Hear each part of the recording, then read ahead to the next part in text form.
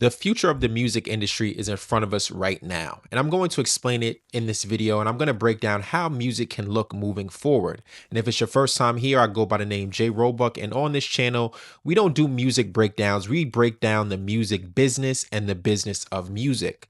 So right now, as hip hop faces a time of great change and seems in a state of loss, what could the future look like? We talk about the integration of technology, new media, and the decline of legacy media and legacy media members. So how will artists communicate in the future? How will they generate revenue? How will they generate sales? As these things are on the decline, how can artists begin to go direct to consumer? How will they navigate the industry?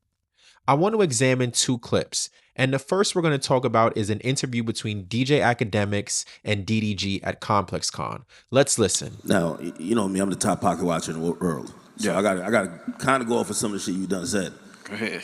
And we got to either prove this myth is false or like actually bring some facts. Streamers make more money than rappers, 100%. That's what you're gonna ask me? Yeah. 100%, bro. 100,000%. Explain that. Bro, it's just too many ways to make money. Like, with content, all this shit is ads. Like, nigga, we getting money from advertisers like McDonald's and shit. You know what I'm saying? You watch it.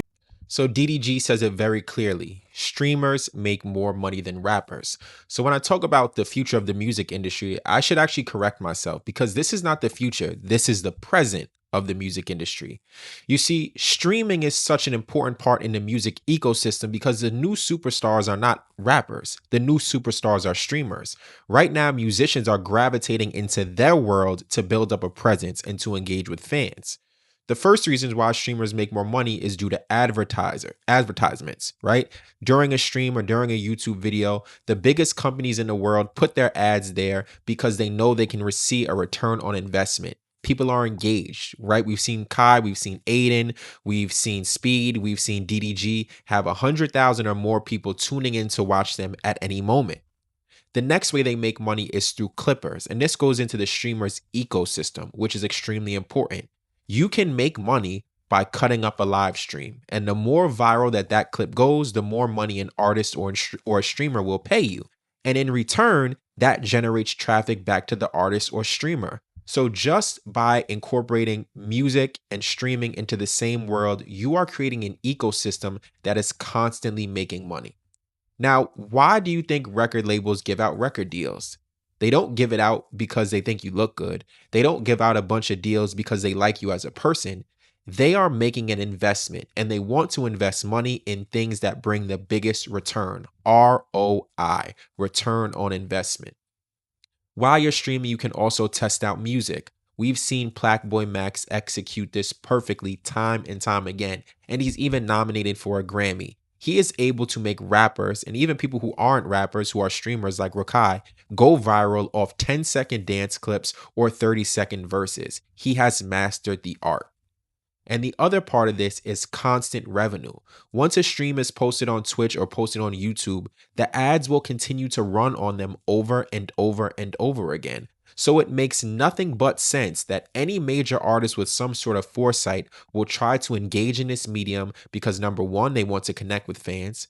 Number two, they want to continue to build out their fan base into different audiences, especially younger audiences who have parents who can spend money or are moving into their early adult years, and they one day will have the money. This is how you stay relevant all the time. And what DDG is describing here is how smart he is to combine both worlds. You don't have to just do one, you can do both. Now, obviously, I don't expect an artist of the caliber of J. Cole and Kendrick Lamar or Drake to be on stream every day for 10 hours. That's not feasible, but you can find ways to connect with your audience like Justin Bieber is, which we will discuss a little bit later in this video. A big part of this is having the foresight to see it before it happens. Now, I'm going to insert a clip here and shout out to What's the Dirt. I got this from his Instagram, and however you feel about Adin Ross is how you feel. We're only talking about business here, right? So you can see this clip. Adin is talking about how Drake was tapped into his streams in 2021. Talk to Drake. I was going to get a video, but then it would have been kind of weird. You know what I mean? I swear to God, I talked to Drake in a Discord call. It was me, Drake, 40, and it was like one other person. I didn't really know who he was. Connected Drizzy with a plug to build him his computer. The business of music contracts is going to change as well. Let's listen to academics talk about 6ix9ine with the new deal he just re-upped with. Content matters. Like, I think recently, like 6ix9ine just got a re-up on like a record deal. But his record deal, the offer they sent him, they said, yo, you have to stream. Which is crazy. Really? You got to stream. That's crazy. And I think they kind of looked at it like, yo, you know, they got to check your numbers and how hot you are. And they're like, yo, off of the last few months of you doing podcasts or whatever, there's an uptick in your music streams. So if we going So long are the days where artists have to be a mystery and only pop out every now and then. That is reserved for the elite of the elite. But for everyone else who is just in the middle of the pack, you have to find a way to stand out. And how are you going to earn your contract?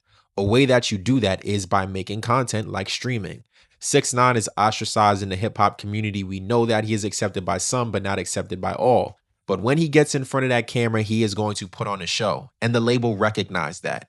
And because he can entertain in more ways than one, it helps that back catalog stream, and it will help new music stream as well. So labels are going to not only incentivize, but they will require artists to stream or engage with their audience in some sort of way. So not only should you be making money by touring, doing shows, having merch, but you need to be in front of that camera, making your audience remember that you exist. Because as long as you're in the front of memory, the easier it will be to generate revenue for yourself and for the label. Things are changing right in front of our eyes. Justin Bieber. Interesting, smart, innovative. He did a 4-hour live stream where you basically watch pretty much a day in his life. He has a big warehouse that he made a music set in. There's skateboarding, there's a studio, there's places to play pool. Everything you can think of, he put inside of this warehouse, and he streamed. Now, the purpose of the stream, I don't think was to show people all the cool things he can do with his money. I think it was to show, number one, who he is right now in life. I think he's being very introspective. But the other key to this was the music. He performed music, he debuted new music, and he showed the process that goes behind it. Monetization. I'm going to include some video here and some screenshots. I couldn't even screen record this for more than 2 minutes without an advertisement popping up, which ties into what I was saying earlier. This is consistent revenue that's going to him based on a 4-hour stream that he did a week ago or 2 weeks ago. Constantly generating money, not only off the stream of a song, which artists don't make a lot of money off of, but they make more money getting advertisements directly from Twitch and YouTube. So if you want to increase revenue, show people your music on live. They'll tune in to watch it, because sometimes, and I'll say just from my personal opinion, a lot of the time the acoustic version or studio version can be better than the version I have on my phone. There's a lot of songs that I listen to in that way. So if you can find ways to make people continually play the same video over, you will eat and eat and eat.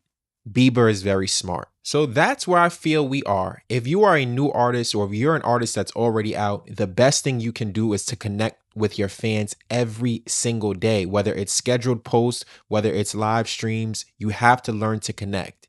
It helps you out because you're building with your fan base. It helps you out because you're generating revenue, and it helps everyone out because it makes you a bigger star. Hip hop doesn't have to be in this rut. You have to learn to replace the guys who are at the top of the game now and become a star in your own right. But you can't do that if you don't put in the work. This is not the 80s. This is not the 90s. This is not the early 2000s. People want authenticity, and they want content. Content is king. And this is the new era we're in. The music business no longer looks like what it did 5 years ago. Everything has changed. Let me know what you think in the comments. Again, I go by the name J Roebuck. Make sure you tell a friend to tell a friend to tell a friend. Share the video, like, comment, subscribe. I appreciate you all. And until next time, salute.